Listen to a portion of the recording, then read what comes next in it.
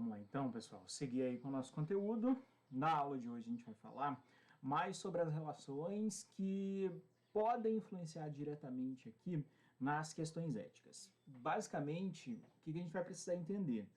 Que a nossa postura ética dentro do ambiente de trabalho, ela vai depender muito das relações que a gente tem. Então, o perfil pessoal de cada um, né? Então, além das influências que a gente já viu, influências externas que a gente já conhece, a gente vai precisar ver também essas questões de tipos pessoais, né? Como que a pessoa naturalmente ela interage com outras pessoas. Então a gente sabe que tem pessoas que têm um comportamento um pouco mais agressivo, pessoas que têm um comportamento mais tranquilo, mais passivo, enfim. Mas não agressivo no sentido de ruim, mas no sentido de atividade, de proatividade. Então a gente percebe que existem esses padrões diferentes de pessoas e a gente precisa analisar. E cada uma delas aí, a gente vai perceber que existe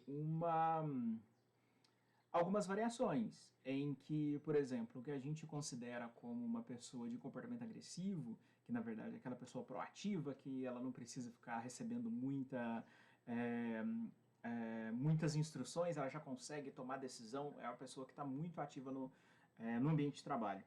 Vai chegar um momento, em algumas condições, que isso acaba sendo ruim, então ela acaba sendo muito independente dentro do trabalho, então ela faz as atividades muito da maneira dela e às vezes pode fugir um pouquinho dos objetivos da empresa, então é algo que a gente precisa considerar. E aquelas pessoas de perfil passivo, que necessariamente vão cumprir todas as recomendações e por aí vai, elas, na hora da tomada de decisão, elas não têm essa proatividade. Então, para ambos os perfis aí, a gente vai ver outros, mas para esses dois perfis que são muito contrários, né, muito opostos, eles vão ter pontos positivos e vão ter pontos negativos aí. A ideia é a gente ter uma equipe muito diversa e se vocês vão perceber, eu me encaixo nesse, eu me encaixo naquele. Vocês vão ver que eu vou pôr mais pontos negativos aqui, porque os positivos a gente vai conversar. Mas só para vocês verem o que dá para a gente melhorar, o que dá para a gente moldar na nossa forma de agir, na nossa forma de pensar quando a gente está aí no ambiente de trabalho. Aqui a gente vai perceber que vai ser necessário a gente entender as interações humanas. Espera aí, deixa eu ir para o cantinho aqui. Pronto. Então vai ser interessante a gente compreender as interações humanas e como que elas funcionam. Para quê? Para a gente saber quais que são essas influências e como que cada um dos indivíduos eles vão se comportar de uma forma natural de cada um deles. Mas como que eles vão se comportar frente a algumas situações aí. Então, na apostila de vocês, lá na apostila texto, tem muito mais informação.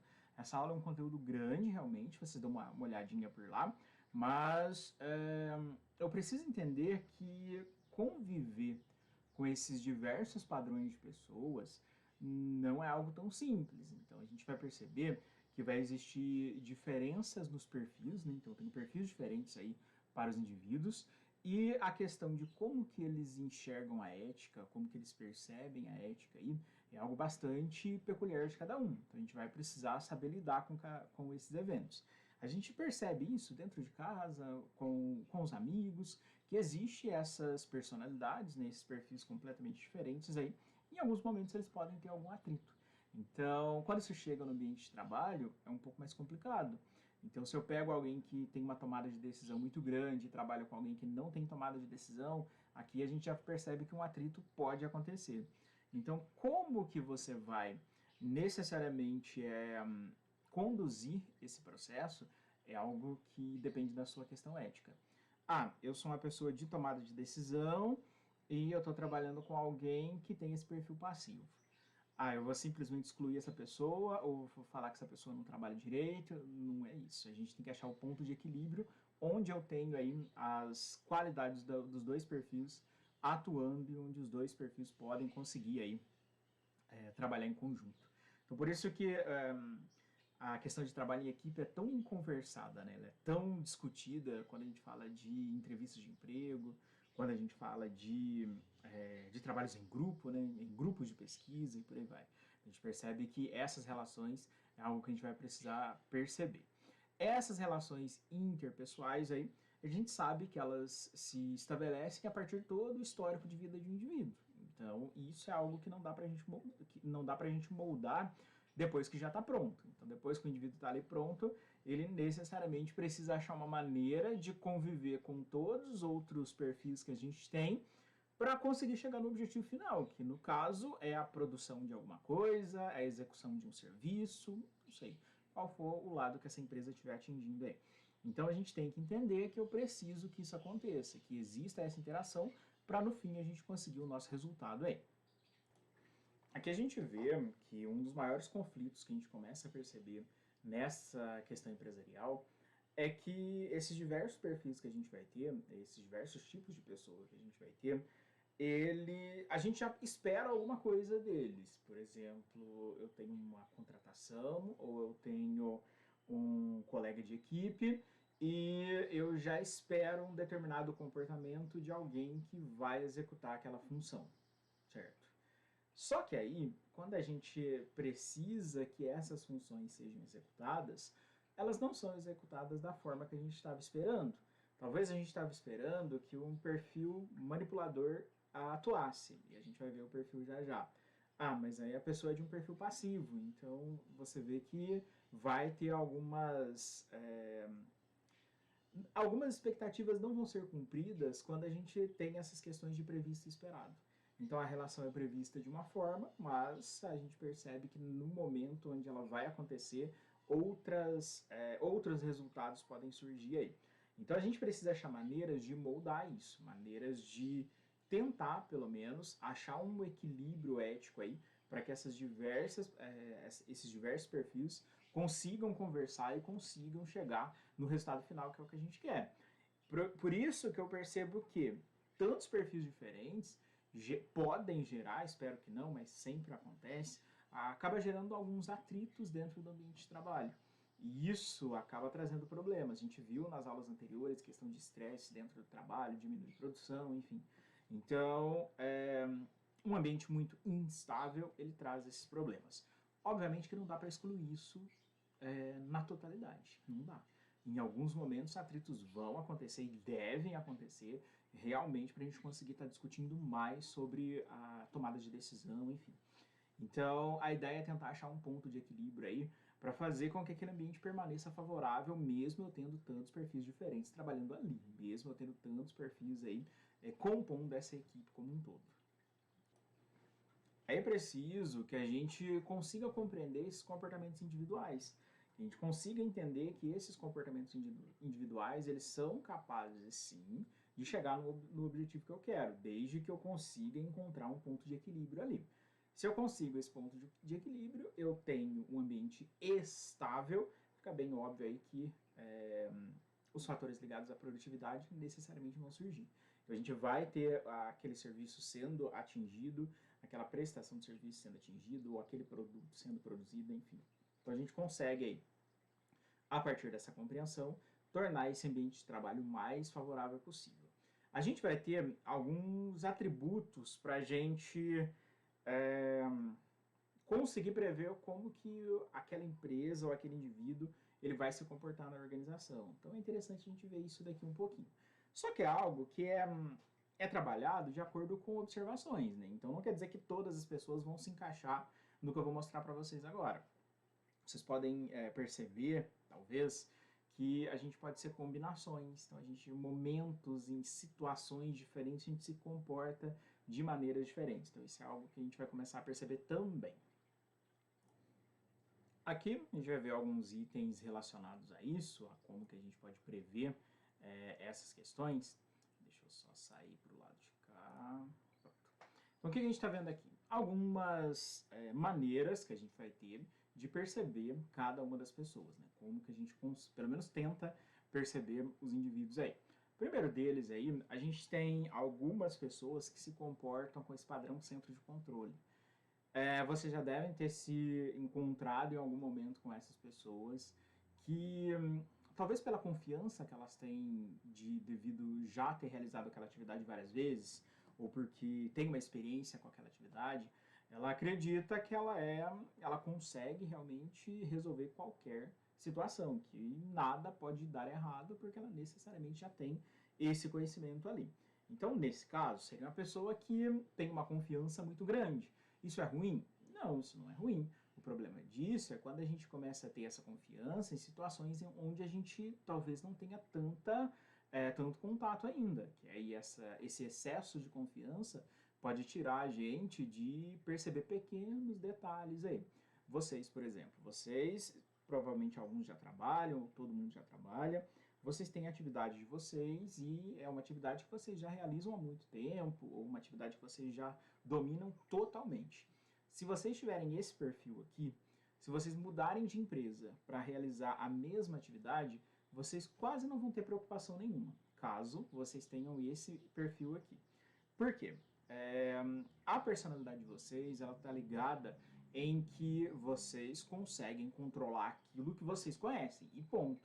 Então, quem tem esse perfil dificilmente se questiona isso. Isso é ruim? Não é algo ruim. Estou mostrando para vocês que existem esses padrões comportamentais. Beleza.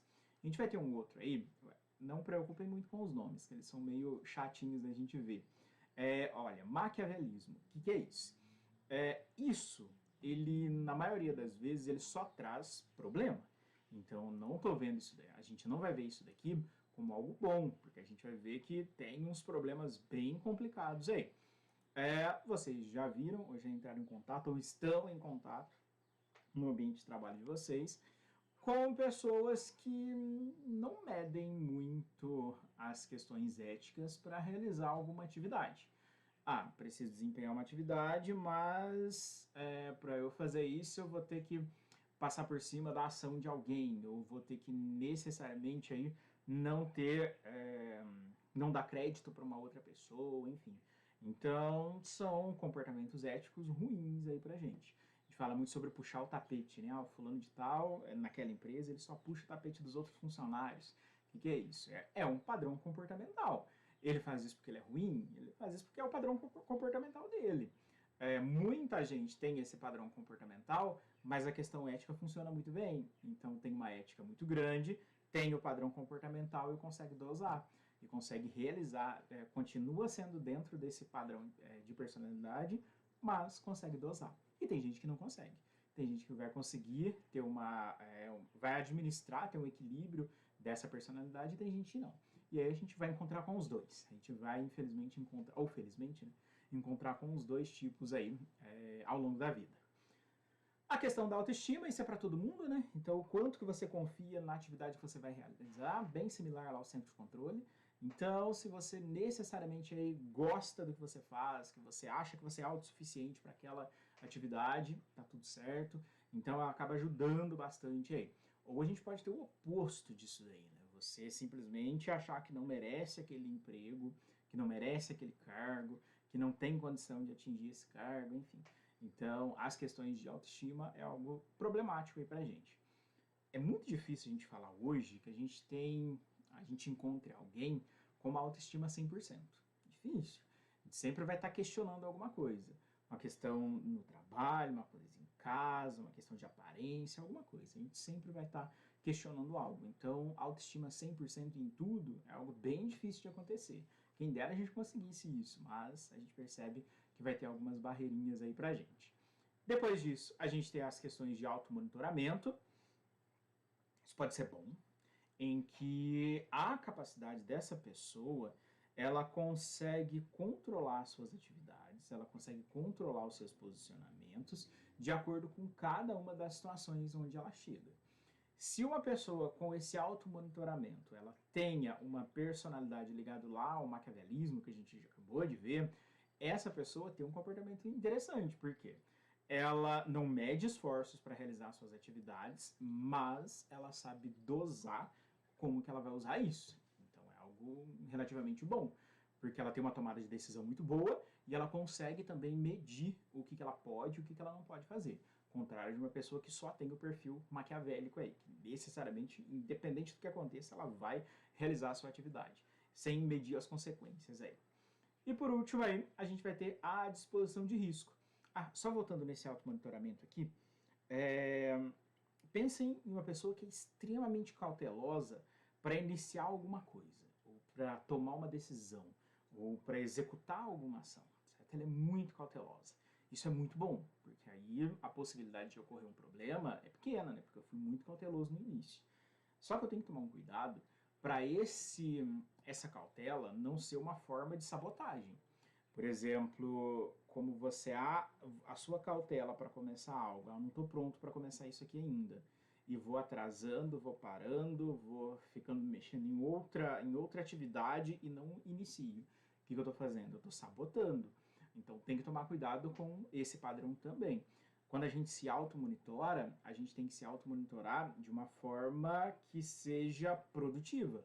Então eu vou fazer um automonitoramento para a minha ação ser executada. Se eu ficar questionando várias vezes a mesma coisa, a gente já pode ver que tem um traço sabotador ali no meio. Então tem que tomar alguns cuidados com isso também.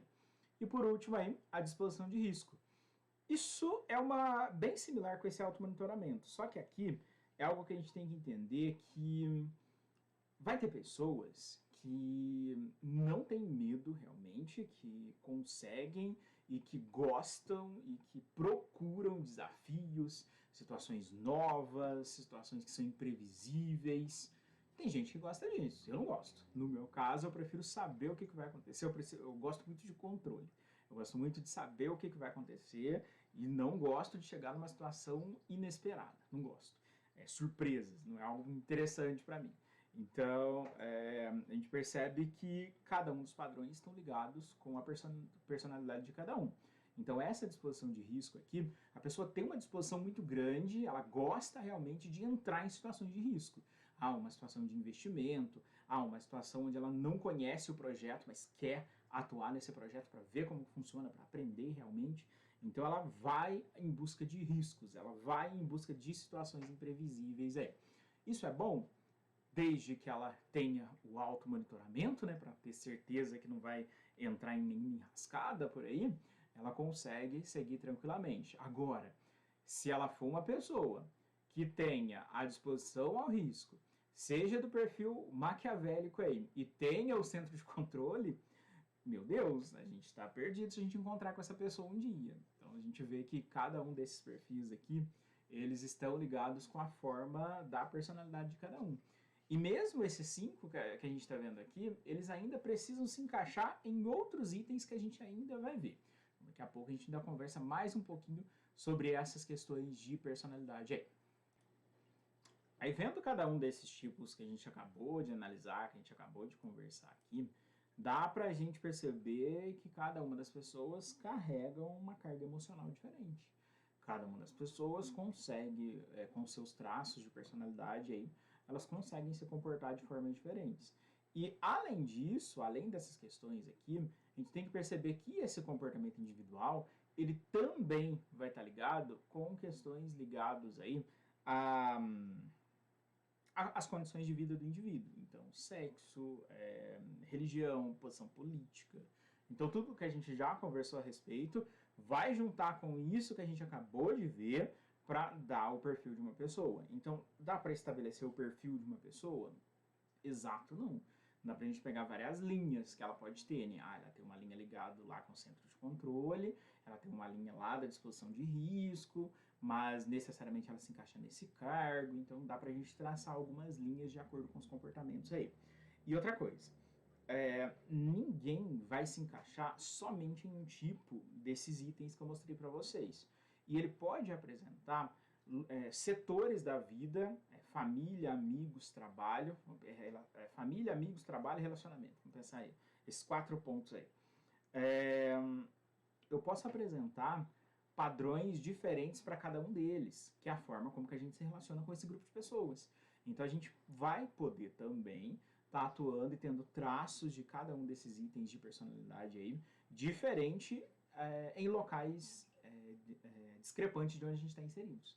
Então vamos começar a pensar que não vou ter um padrão único de comportamento. Não. Eu vou ter alguma repetição de comportamentos. É muito comum a gente perceber que isso nos alunos, né, em crianças principalmente, em que em locais diferentes eles se comportam de forma diferente. Mas por quê? O que está acontecendo? são as influências externas que acabam fazendo com que aquele indivíduo se comporte de maneira diferente. Ah, em casa, o fulano, a criança, enfim, o adolescente, é mais fácil de perceber isso em criança porque eles não têm um filtro para necessariamente esconder o que está acontecendo.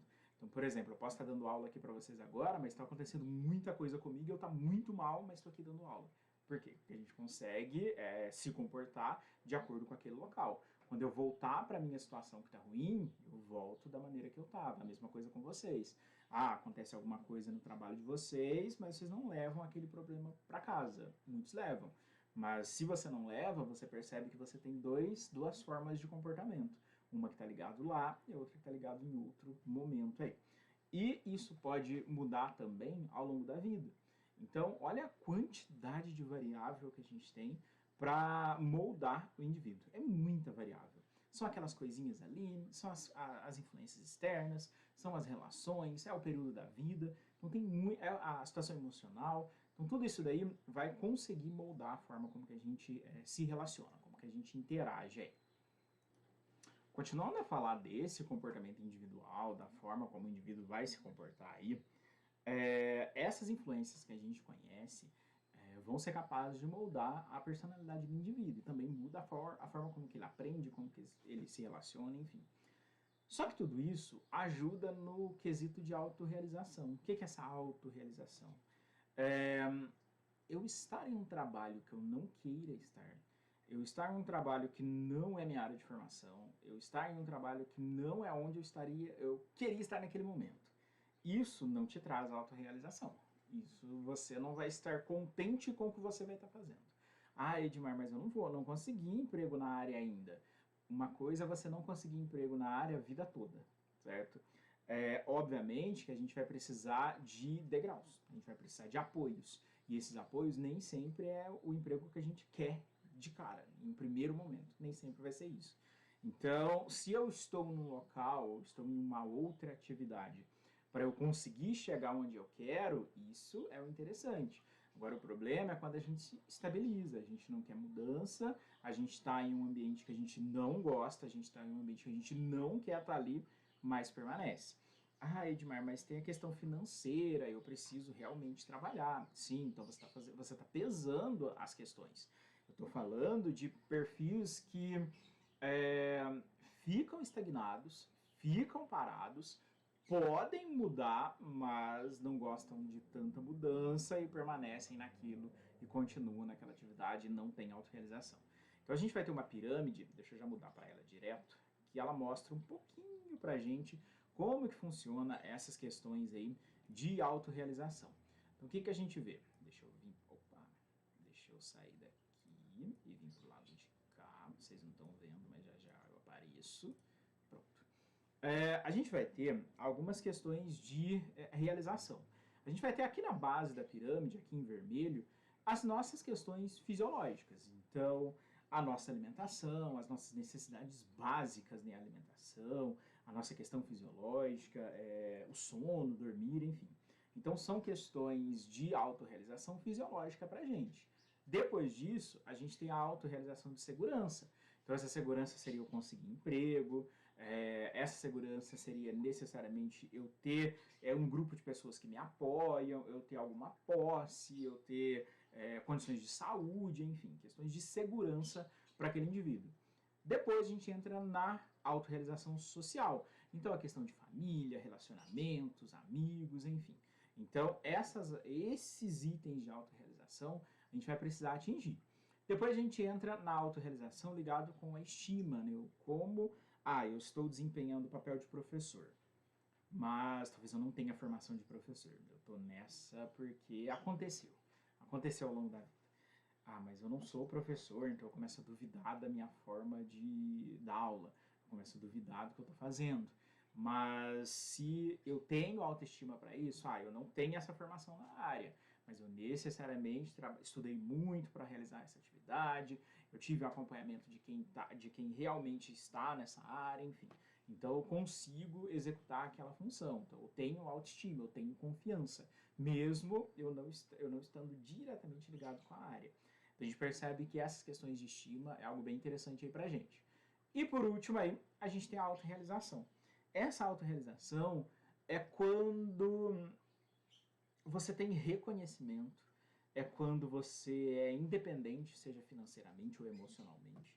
Mas quando a gente chega nesse ponto de ter um crescimento muito grande, de controlar um controle de emoções, que é bem difícil da gente conseguir ter isso hoje, mas a gente ser emocionalmente estável, isso é quase impossível até falar é difícil. Uma pessoa ser emocionalmente estável o tempo todo é bem complicado. Saúde mental em tempos de pandemia, né? Então como que a gente vai conseguir manter isso? Mas esse topo aí, dessa pirâmide ali no azul, seria essa realização total. Então você tem reconhecimento da atividade que você faz, você tem controle sobre as suas atividades, você é independente, você entra em desafios. Então é algo bem interessante aí pra gente. Edmar, posso estar faltando um pedacinho meu em cada uma desses níveis da pirâmide? Pode. Então, talvez nessa questão, a questão fisiológica é mais comum, pelo menos para a maioria das pessoas, a questão fisiológica está tudo ok. Mas quando a gente chega aqui em cima, por exemplo, nessa questão ligado de segurança, olha, emprego, saúde, propriedade, nem sempre todo mundo tem isso daqui totalmente. Tô sem emprego nesse momento, tô passando por um probleminha de saúde. Chega em cima, não tô em um relacionamento, tem uma questão, um atrito na minha família. Chego lá em cima na estima. Tenho confiança, respeito das outras pessoas em relação a mim, mas eu não tenho autoestima de acordo com a minha aparência. Chega ali em cima, tenho autorrealização no trabalho, tenho autocontrole, mas não gosto de entrar em desafios. Então, o que vocês estão vendo? A gente consegue atingir pontos específicos da pirâmide, mas não quer dizer que a gente vai ter essa pirâmide totalmente completa a todo momento. Não. Mas, se a gente conseguir o máximo possível aí, é bem interessante pra gente. Agora a gente vai pegar tudo aquilo que a gente já conhece, que a gente acabou de ver agora há pouco, a respeito aí desses padrões, né, de personalidade aí, e a gente vai aplicar em alguns itens que a gente vai conhecer aqui agora. Deixa eu sair da frente do texto de vocês aqui. Pronto. Então, o que a gente vai ver? A gente vai perceber alguns padrões comportamentais que a gente começa a identificar no indivíduo. Então, esses padrões, eles são os estilos de relacionamento. Então, qual que é o estilo de relacionamento de um indivíduo? Não quer dizer que toda pessoa se encaixa em só um. Ela pode ter traços de cada um deles em momentos diferentes da vida, em locais diferentes. Então, ninguém vai ter todos eles aí, sendo somente um deles, na verdade. A gente não vai ter. A gente vai ter traços aí de cada um deles. A gente vai ter o estilo agressivo aí. Nesse caso aqui, esse estilo agressivo, ele tem várias questões aqui que são interessantes a gente entender. Esse primeiro ponto aqui é algo ruim, que é a questão daquele indivíduo que necessariamente ele tem essa necessidade de atacar as outras pessoas aí, né? Seja mostrando defeitos, mostrando falhas, próximo de outros colegas. Então, isso são atitudes que não são tão interessantes pra gente. Se ele tivesse, talvez, aí, uma função ética bem desenvolvida, ele perceberia isso. Então, essa ação ele não faria, mas ele conseguiria aí, sempre que ocorre um problema e ele precisa tirar satisfação com alguma coisa ou pegar algum tipo de justificativa, enfim, ele é uma pessoa que vai lá e busca o que ele precisa. Então, a gente percebe que tem muita proatividade, é uma pessoa extremamente ativa aí. Então, tem que dosar o que eu posso e o que eu não posso fazer caso eu me encaixe nisso daqui. Vocês já devem ter entrado em contato ou são pessoas do tipo, aconteceu alguma coisa e eu preciso resolver lá no dia 15 do mês que vem. Então, dá para resolver no dia 15 do mês que vem. Mas se eu ir lá hoje, eu já resolvo, então eu vou hoje. É uma pessoa que encaixa nesse estilo agressivo. Agora, a pessoa que se encaixa no estilo passivo aí, eu tenho algo para resolver no dia 15. Eu vou lá hoje? Nem morto. Então a gente percebe o quê? Que são dois padrões diferentes aí. Um quer resolver tudo quanto antes e avançar, o outro ele vai percorrer as suas atividades aí de acordo com a programação. Então a gente percebe que existe essa diferença. Isso é muito bom para aquele que está nesse comportamento mais ativo, mais agressivo aí, mas pode ser ruim para ele nesses pontos de interação com outras pessoas. Pode ser algo ruim, pode ser visto como arrogância, pode ser visto como violência, enfim. Então, isso é algo que a gente tem que tomar alguns cuidados, saber dosar. Já o estilo passivo aí, ele tem que tomar alguns cuidados, porque senão ele acaba se sobrecarregando. Ah, eu tenho atividade no dia 15 do mês que vem, não vou fazer hoje. Mas se ele não se organiza, vai chegar lá na semana do dia 15 e ele está explodindo de coisas para fazer. Então não funciona também de uma forma correta. Agora, se ele é uma pessoa que se organiza, ele tem esse controle, então ele tem o centro de controle, ele controla muito bem as atividades, mas ele é do estilo passivo. Então ele não vai tomar decisões rapidamente, mas ele controla tudo o que ele precisa fazer e consegue desenvolver tudo certinho também. Então percebam que existem esses padrões. Agora, o problema, um dos maiores problemas, é quando a pessoa se encaixa nesse padrão passivo e não tem centro de controle. Porque se ela se encaixa no padrão passivo e não tem controle da sua personalidade, é uma pessoa que vai estar sempre sendo jogada de um lado para o outro. Então, qualquer pessoa vai ali, pede para ela fazer alguma coisa, talvez nem seja a função dela, e ela acaba fazendo porque ela não consegue dosar. Tem uma dificuldade muito grande de falar não, certo? Normalmente são pessoas tímidas, mas não quer dizer que uma pessoa tímida se encaixe no estilo passivo. A pessoa tímida pode estar lá no estilo agressivo e a gente nem está sabendo. Então, mas normalmente aí o passivo ele seria bem ligado aí com a pessoa que é mais tímida ali.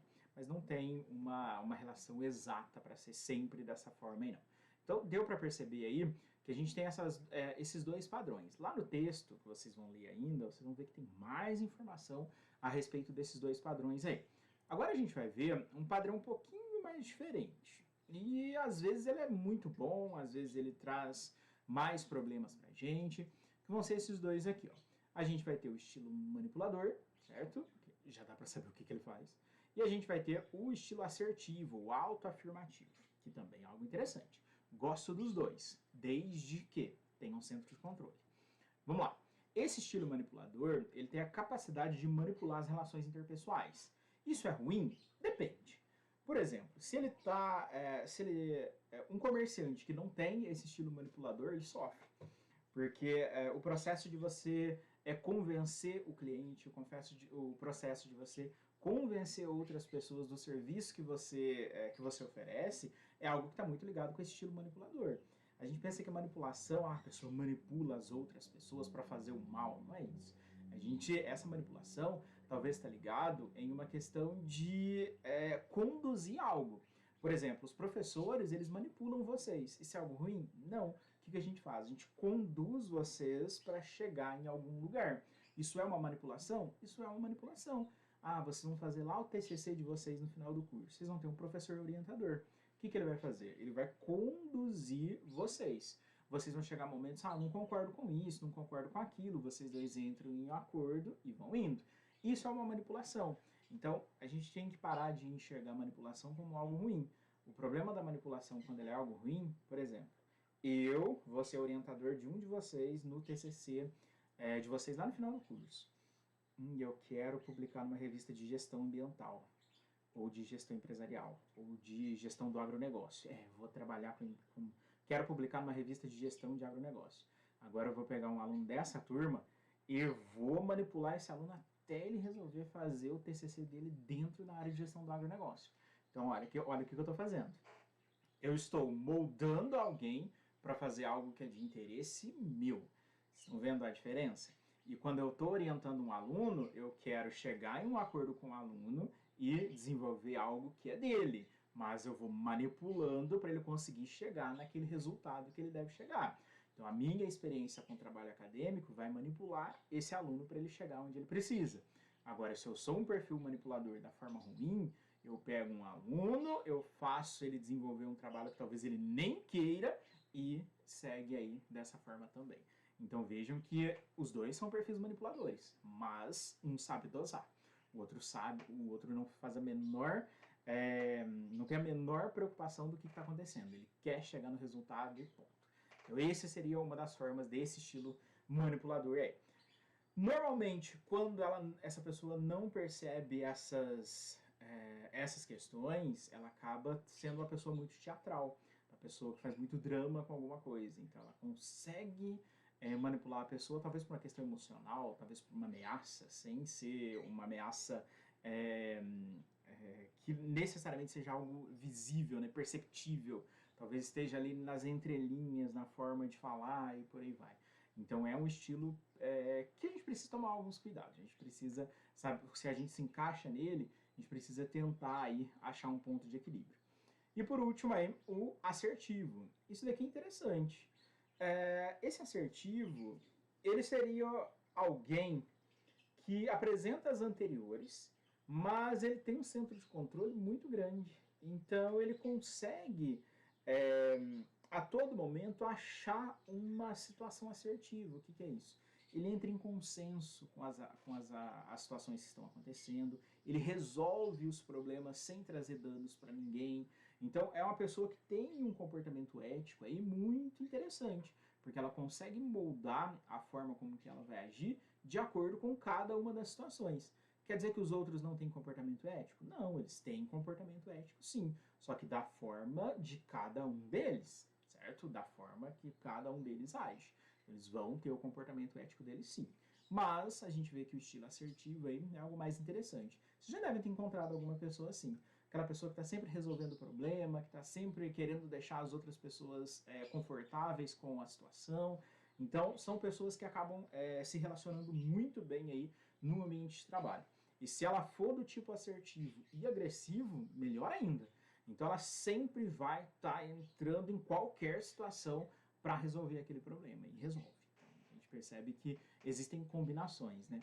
Provavelmente vocês se viram em alguma delas, talvez vocês se viram em várias delas, talvez em uma só, espero que não, mas acredito que vocês se viram aí em várias dessas formas aí. Dê uma lida no texto que vocês vão conseguir achar mais informações e conseguir se encaixar em outros pontos aí também. Aí talvez agora vocês tenham uma dúvida. Edmar, mas para que eu preciso saber de todos esses itens e desses padrões de comportamento, desses estilos comportamentais? Para quê? Qual que é a ideia disso? Primeiramente, para a gente não julgar os nossos companheiros de serviço, né, os nossos companheiros de trabalho, nossos colegas de trabalho, sem perceber que aquilo é um traço de personalidade, que aquilo é um traço comportamental. E nem sempre é porque ele quer realmente fazer aquilo. Então é algo que a gente precisa saber muito bem para a gente conseguir medir. E detalhe, se a gente conhece muito bem os estilos pessoais e a gente é do estilo assertivo, que é o último que a gente viu agora, a gente conhece, eu sei exatamente como fulano de tal, ele tem um comportamento agressivo. Então, para eu conseguir chegar até ele, eu preciso me comportar de uma certa forma. Provavelmente vocês já precisaram talvez até fazer isso. Não vamos conversar com fulano de tal hoje, não, que hoje ele não está bem. A gente precisa chegar nele de um jeito, de uma outra forma. O que é isso? É comportamento assertivo. Então vocês estão achando uma maneira de realizar alguma coisa. Então, vocês identificaram o estilo do indivíduo, o estilo da personalidade, e vão ter que achar uma maneira de chegar até ele. Então, o que é isso? Vocês estão fazendo um comportamento assertivo sem nem saber que isso existe. Então, para que a gente faz isso? Para melhorar as comunicações interpessoais. Se eu tiver uma equipe composta só por indivíduos agressivos, isso vai dar um problemão gigantesco. Todo mundo vai querer tomar controle de tudo, todo mundo vai querer tomar decisões sozinho. Então isso é um problemão. Agora, se todos eles tiverem um comportamento assertivo juntamente, isso é bom. Se alguns tiver um traço passivo em alguns momentos, melhor ainda. Então quer dizer que eles vão ceder, eles vão conseguir chegar num acordo, eles vão conseguir conversar entre eles. Se todos eles forem desse comportamento mais ativo, mais agressivo, sem ter um controle desse comportamento, atrito, atrito, atrito a todo momento. Discussão, discussão, discussão a todo momento. Então a gente percebe que isso acontece. Fulano de tal começou a conversar com o outro, eles brigaram, e aí vocês já sabem que aquilo não vai acabar tão cedo, porque são dois indivíduos que a gente fala de personalidade forte, mas na verdade o que é? É o estilo do indivíduo, é o estilo comportamental do indivíduo. Então, aqueles dois necessariamente vão ter muito atrito naquele momento. Por que eu preciso entender? Para essa comunicação funcionar. Para a comunicação que a gente tem aí, ela necessariamente consiga dar certo. Por exemplo, vamos pegar uma pessoa do tipo. Vamos classificar só em ativo e passivo agora. A pessoa que tem muita tomada de decisão e a pessoa que não tem.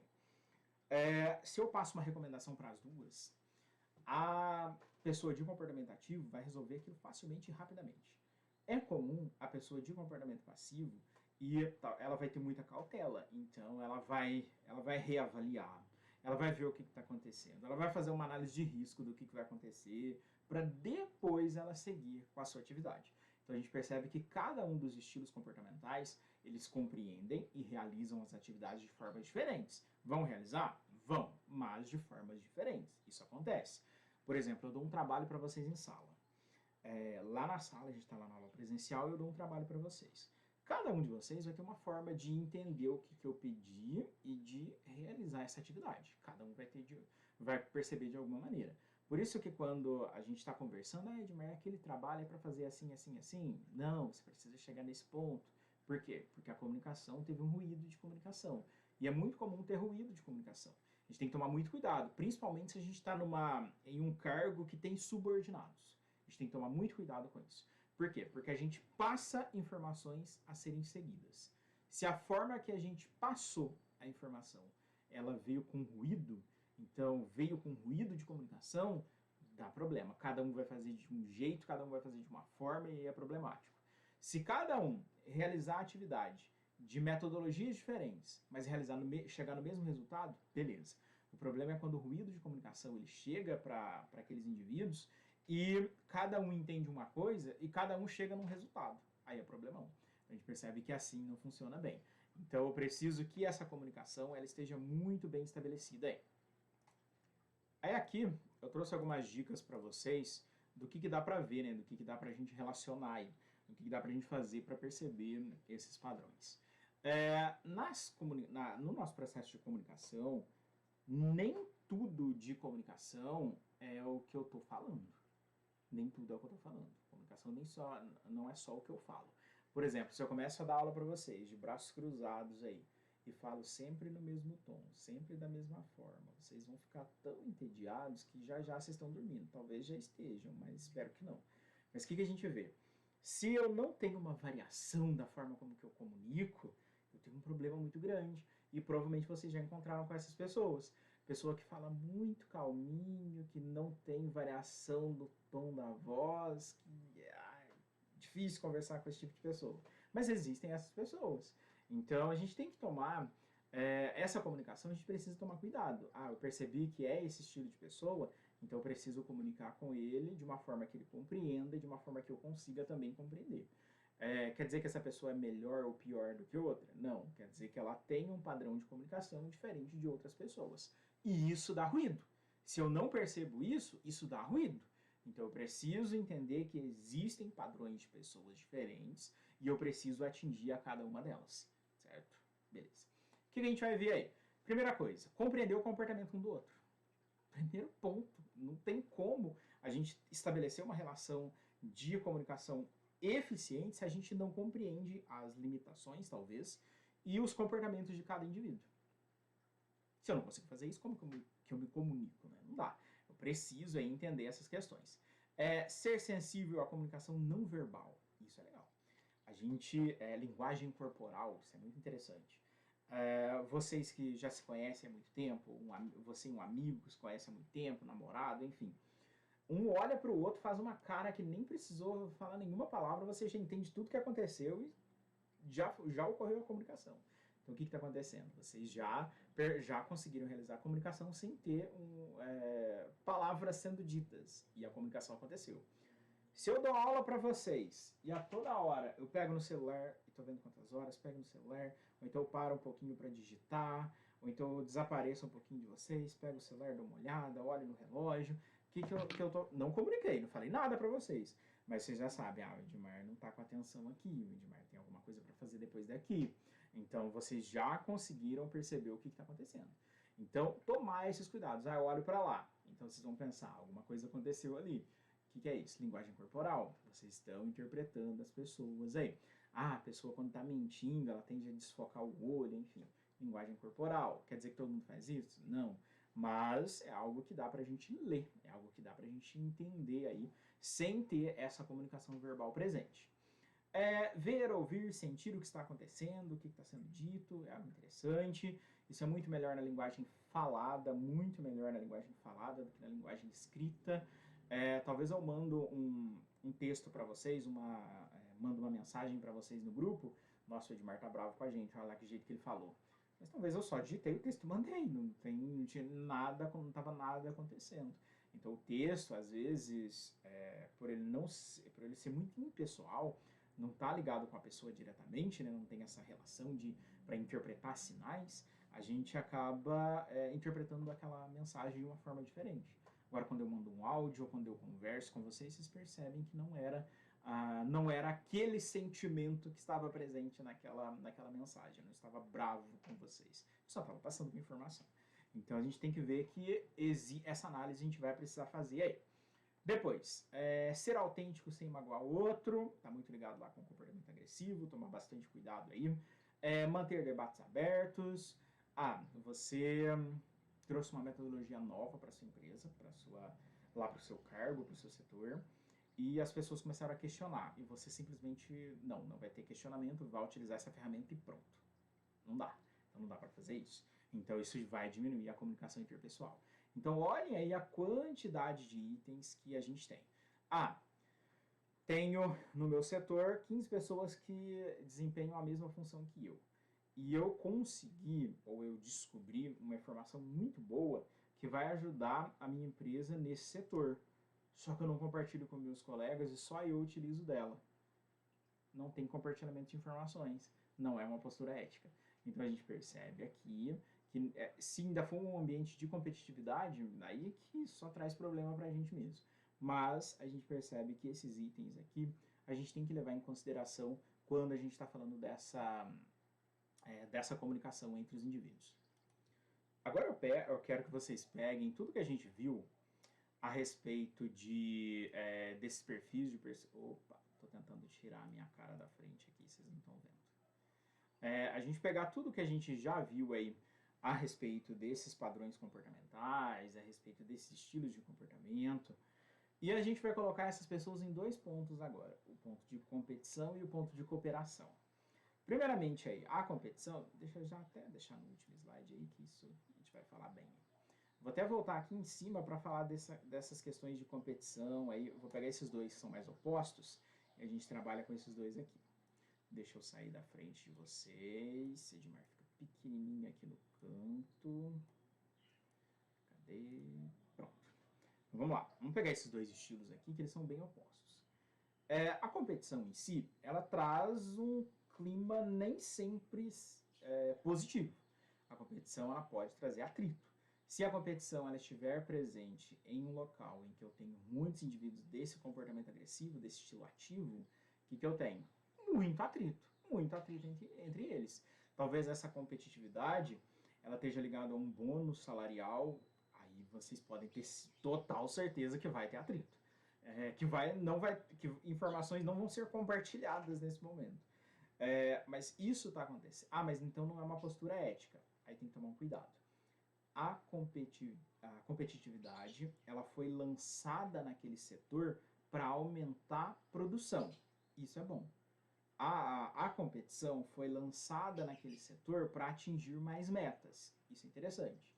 Agora, quando a competitividade ela surge em um grupo e um quer tentar aí ser melhor do que o outro, sem ter nenhum tipo de relação estabelecida pela empresa, a gente tem prejuízo na atividade.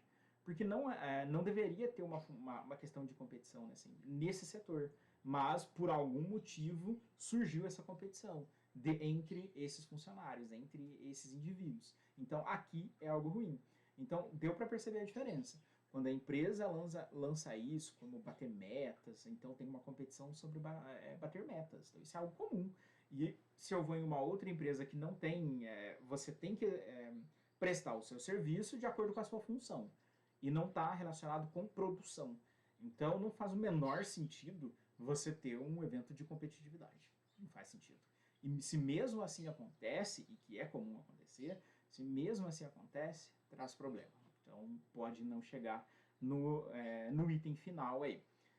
O estilo passivo, ele compete? Compete. Também vai competir. Desde que ele tenha esse controle desse seu estilo passivo aí. Agora, vamos pegar a cooperação.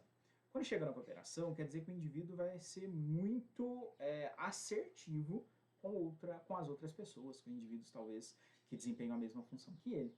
Então quer dizer que ele consegue, aí, pelo menos para o estilo agressivo, ele consegue cooperar? Consegue, desde que ele tenha controle sobre o estilo de personalidade dele.